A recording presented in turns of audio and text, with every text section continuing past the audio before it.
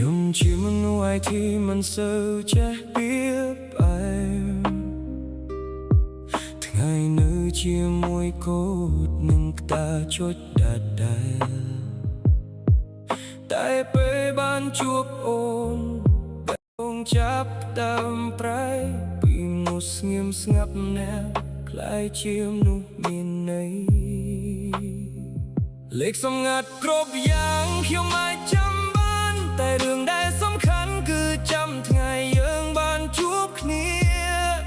ឈ្មោះអូននៅក្នុងចិត្ត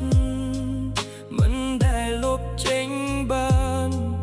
ដូចរូបថតដែល save ទុកក្នុងជីវិត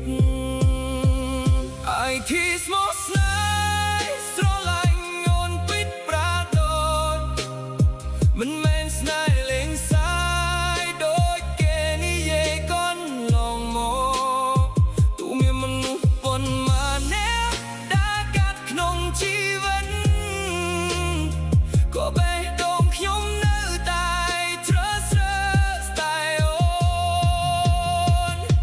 IT ស្មោះស្នេហ៍មិនចេះបត់ចិត្តដូចប្រពន្ធដែលខ្ញុំថែមិនណយមានកំហុសអូនជាកម្លាំងចិត្តដោយខ្ញុំដើរទៅមុខជាសពមង្គលដែលខ្ញុំចង់ថែរហូ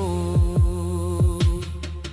ពេលធ្វើការនឿយហត់អូនជាពន្លឺដ៏កក់ក្ដៅគ្រាន់តែបានឃើញសារក៏អស់ភាពឯកាស្នាមញញឹមរបស់អូនធ្វើឲ្យចិត្តមានកម្លាំងឲ្យថ្ងៃដែលធុញទ្រាន់คล้ายជាថ្ងៃដ៏ស្រស់ស្អា